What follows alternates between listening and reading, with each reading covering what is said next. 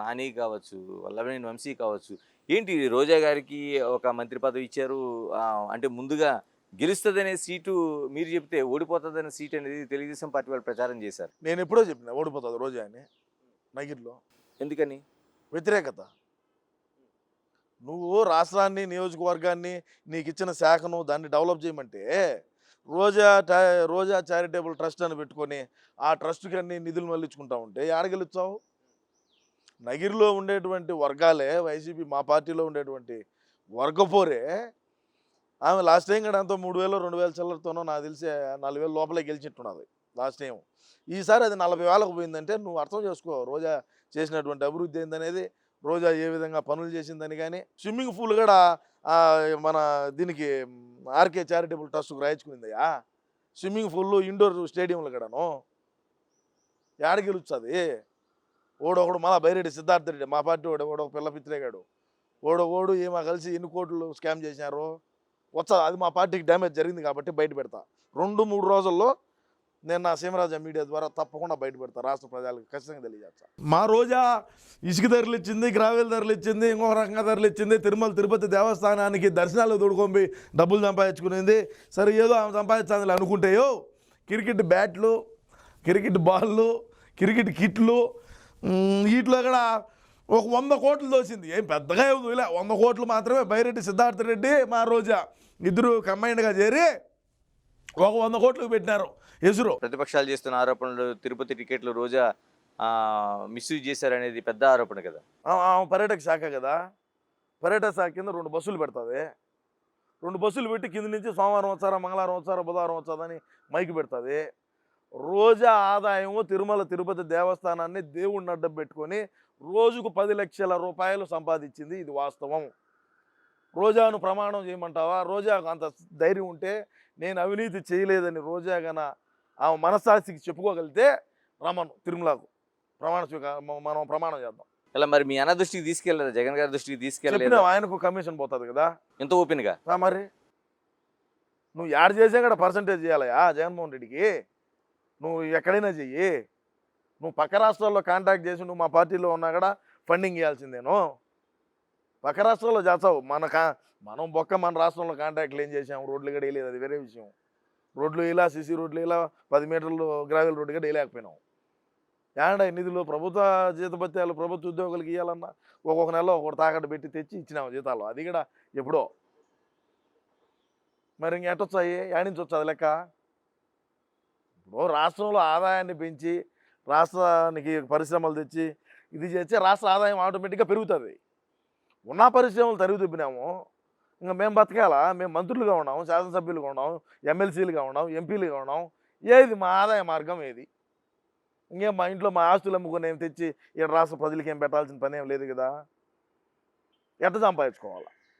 దేవుణ్ణి వాడుకోవచ్చు, దెయ్యాన్ని వాడుకోవచ్చు, మోదాన్ని వాడుకోవచ్చు, గంజాయిని వాడుకోవచ్చు, డ్రగ్స్ని వాడుకోవచ్చు, ప్రభుత్వ స్థలాలను వాడుకోవచ్చు, ప్రభుత్వ కార్యాలయాలు వాడుకోవచ్చు, కలెక్టరేటర్ కానీ, ఆర్డీఓ ఆఫీసులు కానీ, తహసీల్దార్ ఆఫీసులు కానీ అన్నీ వాడుకున్నాము, వాడతాము. అసలు మొన్న గెలిచినుంటే రాష్ట్రాన్ని పక్క రాష్ట్రానికి అమ్మేసైనా రాజధాని కట్టుండు.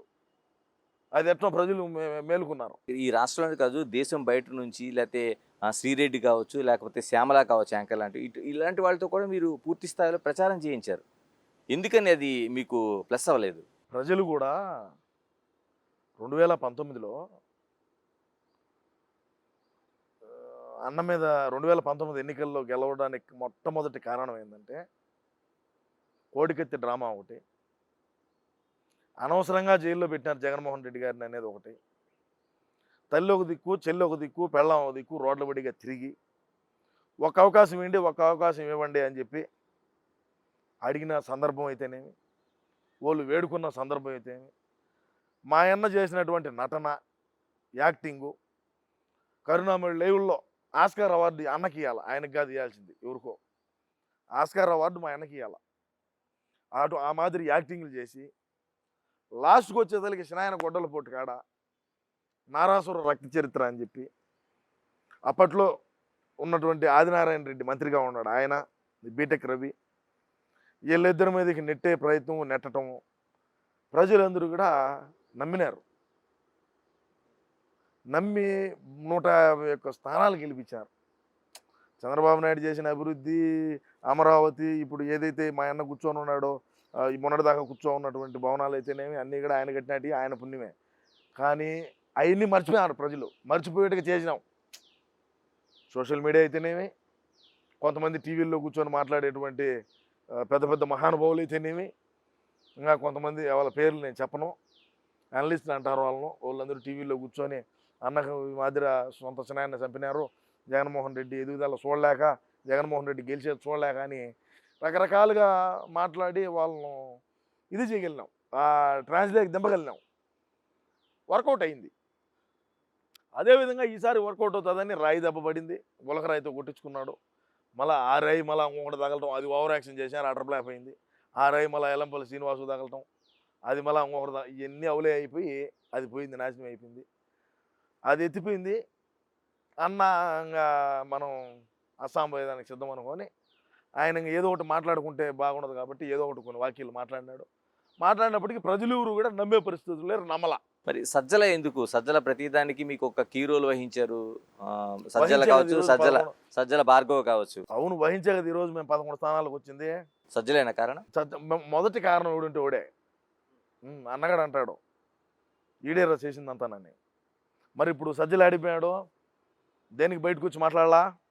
యాడ్ డ్యామేజ్ జరిగింది, 175 నియోజకవర్గాల్లో నియోజకవర్గాల్లో ఎక్కడెక్కడ డ్యామేజ్ జరిగింది, దేనికి జరిగింది, ఎందుకు ఈ స్థాయికి దిగుతారనేమో.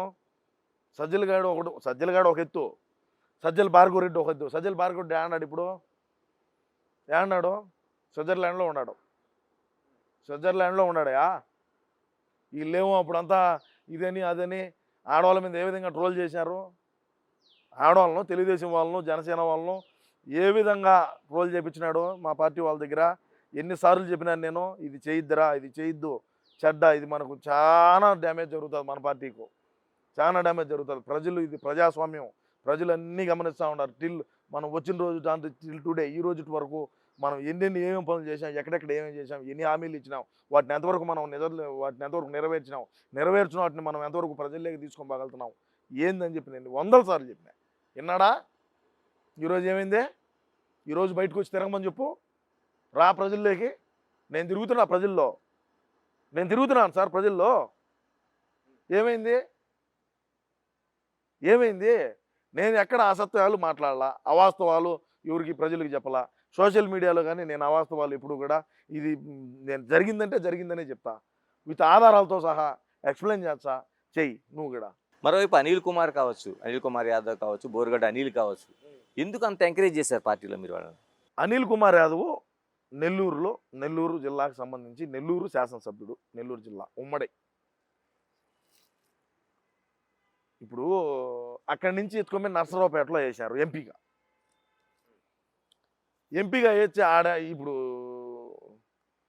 7 నుంచి ఇప్పుడు ఇది ఉండదు, 7 చెత్త ఎత్తుకొని అప్లికేషన్ చెత్తే కదా. మరి ఆ నుంచి తెచ్చి 7 పెట్టాడు నర్సరావుపేటలో. ఓడిపోతాదో అని తెలుసు మీకు? తెలుసు, పక్కా తెలుసు, ఓడిపోతామని తెలుసు. కానీ ఖచ్చితంగా నువ్వు ఇది చేద్దామని చెప్పినాడు. ఏమో దిగినాడు రంగంలోకి. దిగిన తర్వాత ఓడిపోతామని తెలిసి ప్రతిపక్షాలను ఏదైనా మాట్లాడేట్టుగా ఉంటే రాజకీయంగా ప్రతి విమర్శ సహజమే, నేను దాన్ని ఏం కాదన్నాను. మీసాలు మెల్లేసి తొడలు కొట్టి నేను కన్నా ఈ నర్సరావుపేట ఎంపీగా ఓడిపోతే నేను రాజకీయ సన్యాసం తీసుకుంటా, బెట్టింగ్లు వేసుకుంటా, మళ్ళా థాయిలాండ్ పోయి యాప్లు తయారు చేసుకొని మళ్ళీ నెల్లూరుకు వచ్చాను, లేదంటే చెన్నైలో కూర్చొని మళ్ళీ బెట్టింగ్ యాప్లు మళ్ళీ రెడీ చేస్తా, రకరకాలైనటువంటి విమర్శలు, రకరకాలైనటువంటి మాటలు మాట్లాడాడు. దానికి కట్టుబడి ఉన్నాడా? ఇప్పుడు ఇక్కడ పార్టీకి డ్యామేజే కదా. నువ్వు పో, రాజకీయ సన్యాసం తీసుకో. నువ్వు కాంటే కుక్కను పెడతావు రేపు, ఏమవుతుంది అంటే నువ్వు కాంటే కుక్కని నిలబెట్టి గెలిపించావు 2039లో. నువ్వు రాజకీయ సన్యాసం తీసుకుంటా అని చెప్పినప్పుడు, స్టేట్మెంట్ ఇచ్చినప్పుడు ఆ స్టేట్మెంట్ కట్టుబడి ఉండు.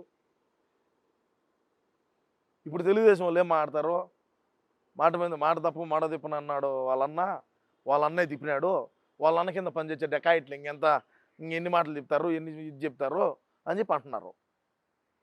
ఏ విధంగా అనిల్ కుమార్ యాదవ్ అక్రమాలు చేశాడండి నెల్లూరులో? ఇసుక మైనింగ్లో ఎటొచ్చింది నీకు? నీ ప్రస్తావన నీ ప్రస్తావన ఏడ నుంచి స్టార్ట్ అయిందో చెప్పాను నేను. బెట్టింగ్ ల్యాబ్ల కాడ నుంచి స్టార్ట్ అయింది, బెట్టింగ్ బొకే కాడ నుంచి స్టార్ట్ అయింది.